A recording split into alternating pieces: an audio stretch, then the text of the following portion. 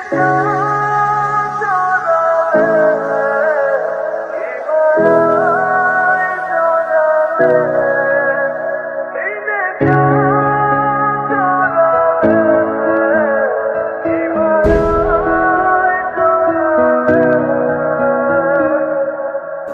সাহেব আর দেরি না করে আমরা দিনক্ষণটা ঠিক করে ফেলি।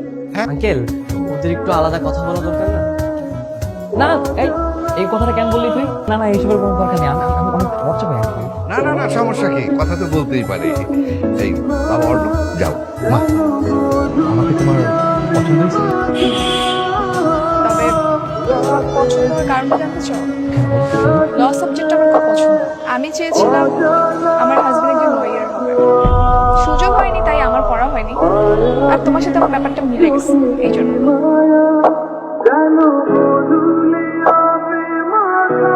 একটা সার্টিফিকেট তো মানুষের জীবনে সবকিছু হতে পারে না। আমার সত্যি খুব ভালো মনে একজন মানুষ, আপনাকে অনেক ভালোবাসে।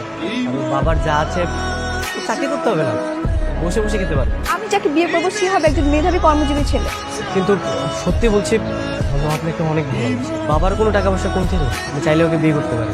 আর অর্ণব তুই মানে হ্যাঁ এখানে এসেছিলাম। এই মেয়েটা সেই মেয়েটা না যাকে তুই প্রথম থেকে প্রেমে পড়ে গিয়েছিলি?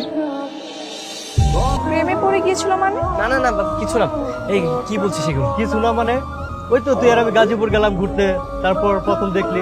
কি সব উল্টাপাল্টা বলছিস? হ্যাঁ যা যা, তোর সাথে পরে কথা হবে। হ্যাঁ আসলে আপনি আমার বন্ধুর কথা কিছু মনে করেন না। ওই উল্টাপাল্টা কি বলেছে, অন্য একটা মেয়ের সাথে আপনাকে গুলিয়ে ফেলেছে। এই কি অবস্থা কিউডি? হ্যাঁ তাহলে তো সব কনফিউশন শেষ। এবার তো প্রমাণ পাইছো যে আমার সার্টিফিকেট গুলো সব কিছু অরিজিনাল, কোনো ফেক কিছু নাই। আমরা আমাদের বিয়ে শপিং করতে যাবো। চলো চলো চলো চলো। আরে বিয়ের শপিং এর কথা বললাম, তারপর তুমি এক্সাইটেড না কেন? হ্যাঁ চলো আসো আসো। আমি মাত্র তোমার ভার্সিটি থেকে আসছি, আমাকে সব বলা হয়েছে। কেন চিট করছো আমার সাথে? আমি কি করেছিলাম তোমার?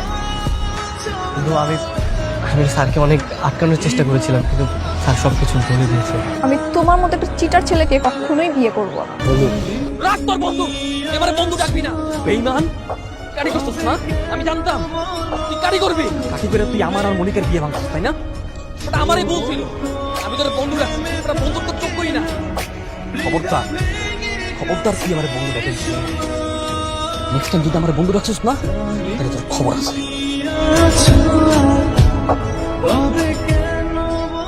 না না, আমি ডিভোর্স মেনে নিতে পারবো না। তুমি একটা মেয়ের জন্য আমাকে ডিভোর্স দিতে পারো না? তুমি বুঝতে পারছো না কেন? মেয়েটা অনেক বড় লোকের মেয়ে, আমার অনেক টাকা পয়সা আছে। আমি বিয়ের পরে তোমাকে পুষিয়ে দেবো, সমস্যা নেই। কি সুন্দর দৃশ্য। আপনি এখানে আসলে হয়েছে কি, উনি আমার কাজিন, আমার খালাতো বোন। ধোকাবাজ, মিথ্যাবাদী। আমি ভেবেছিলাম আর যাই হোক তোমার মতো কোনো প্রিয় মানুষ হয় না, আর এখন দেখছি সরিষার মধ্যেই ভূত। এই দেখ, আমি তোর বন্ধু হইতে পারি, আমি তোর ভাই হইতে পারি। আমি তোর যতই বন্ধু হই না কেন, আমি কখনোই চাইবো না তুই কোনো মেয়ের জীবন নষ্ট করিস। তাই আমি তোর কথাটা রাখতে পারিনি। আমি সরি বন্ধু। আমি ওকে এখন ডিভোর্স দিয়ে দিব, সমস্যা নেই। আজকে আমি তোমাকে ডিভোর্স দিয়ে দিব। এই একদম চুপ থাকবি। তুই কি ভাবছিস? হ্যাঁ তুই ওকে ডিভোর্স দিলে কি আমি তোমার চিটারকে বিয়ে করবো? পার কোথাকার। তুমি আঙ্কেলকে বলো 1 তারিখে আমাদের বিয়ে হবে।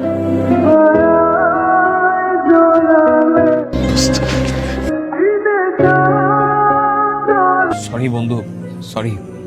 আজকে বিকেলে তোর যা ইচ্ছা তাই বলছি, কি করবো বল? আমার খুব খারাপ লাগতেছিল। আমি না নিতে পারিনি পুরো ব্যাপারটা। ভালোবাসছিলাম তো, তাই এবারে মাফ করে দে। আরে বোকা ছেলে, তুই কাঁদতেছিস কেন? আমি আছি না, আমি থাকতে তোর কোনো সমস্যা নেই। আমি একটা প্ল্যান করছি, বুঝছস? এই প্ল্যান মতো আমি টাকাইলে ও আমারে না, ও তোরে বিয়ে করবো। প্ল্যানটা হয়েছে, আমার একটা ছোট বোন আছে, বুঝছস, পরিচিত। ওরে আমার বিবাহিত বউ হিসাবে আমি নিয়ে যাবো। হ্যাঁ ওইখানে যাই আমি বিভিন্ন ধরনের লোভ লালসা দেখাবো ওরে। ওই সময় তুই মনিকারে নিয়ে আসবি। আর ওই সিচুয়েশনে মনিকা আইসা যদি দেখে যে আমি ওরা বিভিন্ন ধরনের লোভ লালসা দেখাইতেছি, মনিকা বড় লোকের মেয়ে, ওরে বিয়ে করলাম, এইটা পাবো সেইটা পাবো, তাহলে ও আমার দেখার পরে আমার ভুলবো, আমার প্রতি একটা ঘৃণা জন্মাইবে। তখন ও আমার না, ও তোরে বিয়ে করবে।